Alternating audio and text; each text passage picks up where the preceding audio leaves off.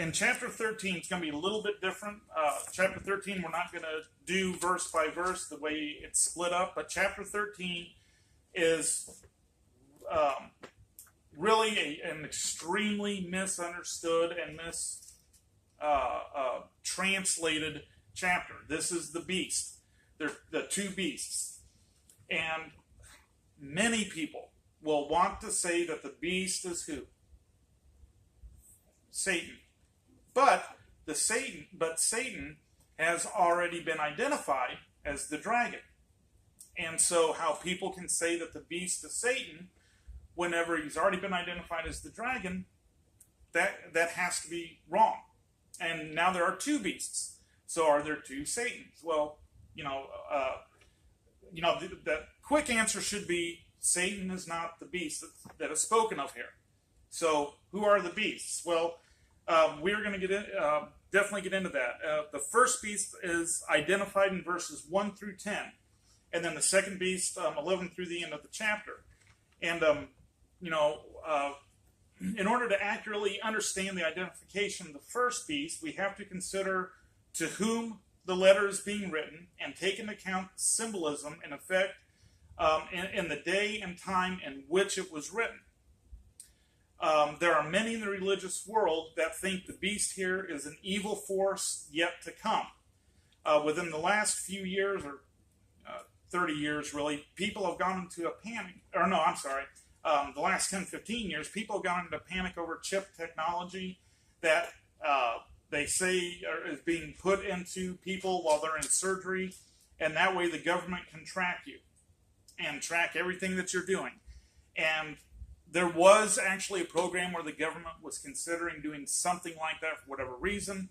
Well, people wanted to say that's the mark of the beast. If you get this chip, that's the mark of the beast. And I think it was just total panic and hogwash because people don't understand what Revelation is about. Also, the new phone technology. People could say the same thing. The government can track you a lot better with your phone than they can with a microchip. I don't believe the government's necessarily doing that, but they can if they wanted to. But either way, I don't think it has anything to do with the beast or the mark of the beast, because I believe the beast was alive at one time. He's dead now, and I think we can prove who it was. Stephanie? I haven't got to the beast yet. I was going to ask, is the first beast false doctrine, false teachers? No. Is that what you have? Well, I don't believe so. Now, it might be. Okay, well, first of all, let's read verses 1 through 10. Then I stood on the sand of the sea, and I saw a beast rising up out of the sea, having 7 heads and 10 horns, and on his 10 horns 10 crowns, and on his heads a blasphemous name. Now the beast which I saw was like a leopard. His feet were like the feet of a bear, and his mouth like the mouth of a lion. The dragon gave him his power, his throne, and great authority. And I saw one of his heads as if it had been mortally wounded, and his deadly wound was healed. And all the world marveled and followed the beast. So they worshipped the dragon, who gave authority to the beast. And they worshipped the beast, saying, Who is like the beast? Who is able to make war with him? And he was given a mouth, speaking great things and blasphemies. And he was given authority to continue for 42 months. Then he opened his mouth in blasphemy against God, to blaspheme his name, his tabernacle, and those who dwell in heaven.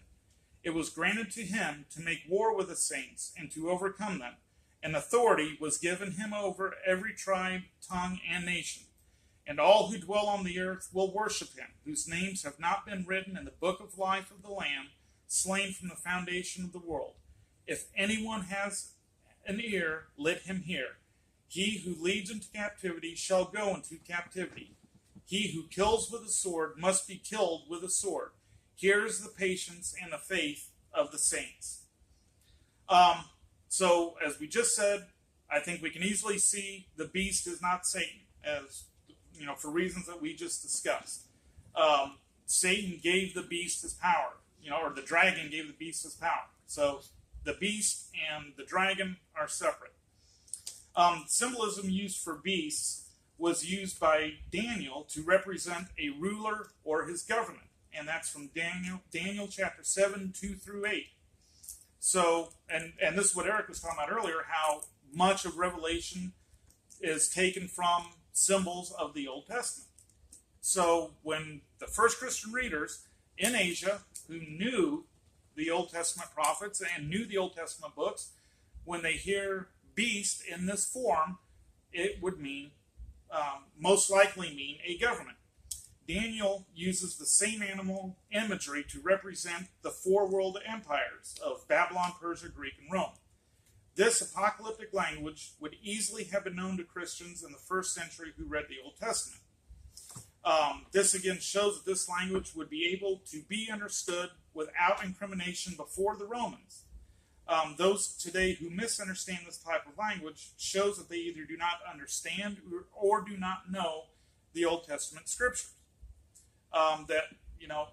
This beast is going to be a government official or a government, in general.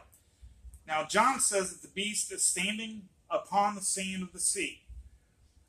If we look at the Roman Empire and the city of Rome, although not directly on the sea, but the Mediterranean Sea and I can't even pronounce the sea, Tyrrhenian Sea, but where these seas meet is right where Rome and the Roman Empire is, on the sands of the sea. And this borders the boot of Italy, where Rome, of course, had its capital. This imagery places the beast close to Rome, where it could easily direct the persecution that was happening upon Christians. So the beast of the sea, in my opinion, very likely would be the Roman Empire. This supports the New Testament teaching that Satan had been given power to do his will on earth in Matthew 4, 8 through 9. The Hebrews also understood that the sea could be destructive as well, of course, storms and floods and other things. David wrote about this in the 29th Psalm, and Daniel used the sea when describing four great beasts, as we just talked about in Daniel chapter 7. And Daniel was most likely prophesying about the Roman Empire in Daniel 7, verse 7. So again, Daniel's using the beast. Most scholars in and outside the church believe it was about the Roman Empire. So when the beast is used again here in Revelation, upon the sea, during the time of the Roman Empire, it just stands to reason it is the Roman Empire. The Jewish Christians in the first century would be able to see the parallel between the beast of the sea in Daniel and John's vision in Revelation. Now, the beast is said to have, I'm kind of going fast here, but the beast is said to have 10 horns with a crown on each and 7 heads with a name of blasphemy on each. Now, this is where history comes in. A look at history can show us what this means. Rome was divided into several different provinces or states, each one having its own governor. Well, during this time, guess how many provinces there were in Rome? 10. Exactly 10. And the governors would serve 3-year terms unless the emperor chose to remove him. Now, 10 in numerology was the number of completeness. So the Hebrews would understand this to mean a complete number of provincial governors in the Roman Empire. So the beast has these 10 crowns, or 10, let me get that straight now. The 10 horns. Right, 10 horns. So the beast has 10 horns. So now we're seeing the head of these governors, of each governor of each province, would be most likely the Roman Empire or the Roman Caesar himself. Now, the 7 heads could refer to the 7 hills that surround Rome. A lot of people believe this. These hills are famous and are found in many mythological stories. But the most common belief among the Church of Christ scholars, though, is that the 7 heads were the 7 emperors from Caesar Augustus to Caesar Domitian, who was emperor during the time that Revelation was written. Of course, as we talked about, these emperors were worshipped, and many times would go after Christians or anyone who didn't worship them today. And if you read on a little bit in Revelation 17:10, really this supports this theory.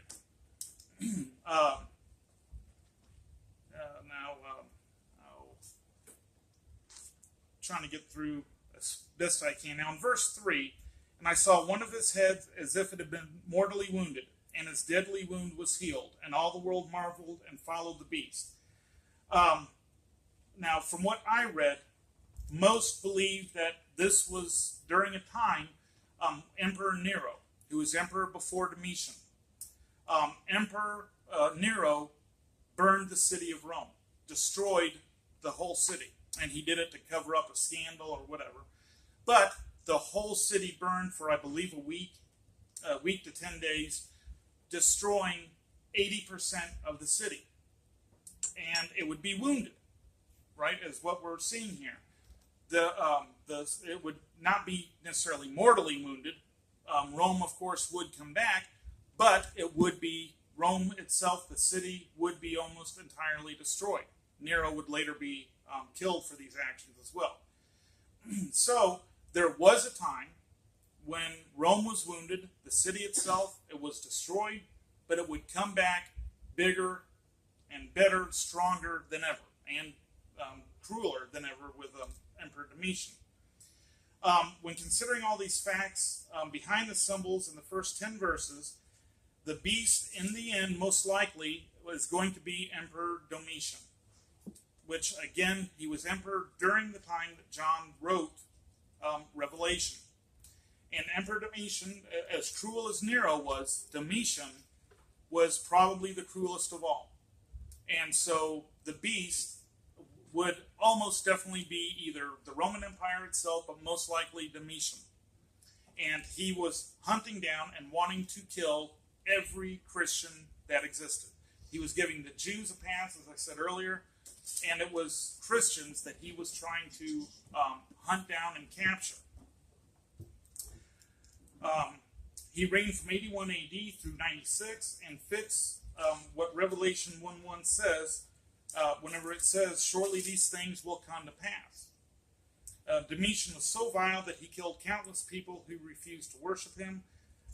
To Christians, of course, this, of course, was blasphemy if they had to bow down to Domitian. If they had to call him Lord and God, that would be blasphemy. And when we read here in those first 10 verses, he would carry blasphemies upon his name. Seeing that Rome ruled practically all the known world, all the people of the known world, save Christians and Jews, would have to worship Domitian or be killed. And of course, Christians would not do that because of the blasphemy. Now, at the very end of this, as far as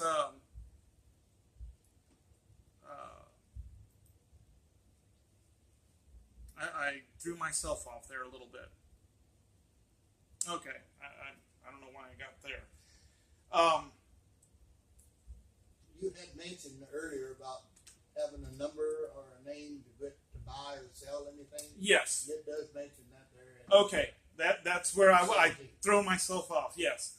Now, what that means there. Now it says, as far as the number 42, where is that number at? That's what I was trying to find. 42 months. Verse 5. Okay. Now, yeah, the 42 months. Now that doesn't mean an exact number. 42 months, but most people believe that this is another version of the mark of the beast. 6 times 6 plus 6 is 42. I don't know, possibly. I'm not going to say for sure there. But we know 7 represents perfection, and 6, being one less than perfect, is falling short of that mark. Now, when we talk about the mark of the beast, which we'll get into probably next week, we're running out of time here, that is simply during the time of Domitian, he wrote a letter, which we will definitely get into next week because I have it in here. But in order to buy or sell anything, food, clothing, whatever, you had to have a letter or a certificate from the emperor himself saying that you could do this, that you could buy food or clothing or anything. Now, if you did not worship Domitian, he was not going to give you that certificate. That is really what the mark of the beast is talking about. Now, we're going to get into it even more next week so it's better understood. But that mark is simply a certificate. It is not, I know a lot of people today want to believe it's the actual number 666 written on their forehead or some other thing. You have to come back next week because we can, break it down and see where this is what this is meaning. That mark of the beast simply means you had to have the Domitian certificate in order to do the simplest things such as eat or buy clothing or buy housing or have any government benefits whatsoever. Without that, it's kind of, you think about today, illegal immigrants who are coming into this country do not have, or at least they're not supposed to have, a green card or a visa or whatever to be able to do or collect benefits.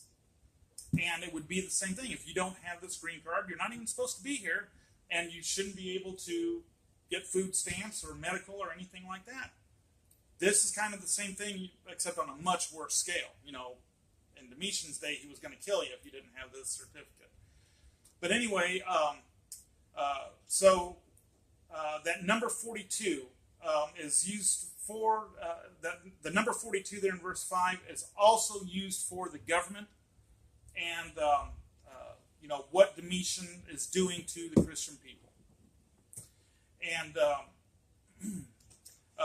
so, in short, at least I believe, and I'm willing to hear others, although we're done, but I believe the mark or the beast himself is Domitian.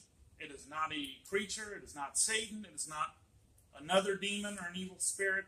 It is Domitian himself, and being the sea beast. Now, the land beast is something a little different that we're going to get to next week, and Clem, I promise you we will get more into that mark of the beast next week. So, Stephanie? Tell us who the other beast is. Tell you who the other beast is? I have Rome for one. But you're saying one is going to be, just so that whenever we're studying. I'm trying to get the exact word. The second beast is the name of it is, it starts with C. I can't pronounce it, that's why I'm trying to find it real quick. Anyway, it is basically, do you know what the Inquisition is during the medieval times? I thought Well, it was the people doing the work. Well, Rome. yes. It was basically a police force. That's why I was trying to find the exact name for it, what they were called. But it was basically a religious police that Domitian had sent out, and they had full control and full authority to pass out this mark of the beast to the people that they liked and to crush Christians. But that will be next week. So, okay? All right, I gotta stop there. I could keep going on with this all night, but I know you all want to go home at some point. When I'm gonna get the green card. Dan, or Luke, stop that. What's that, Clem? I don't want to get the green card, get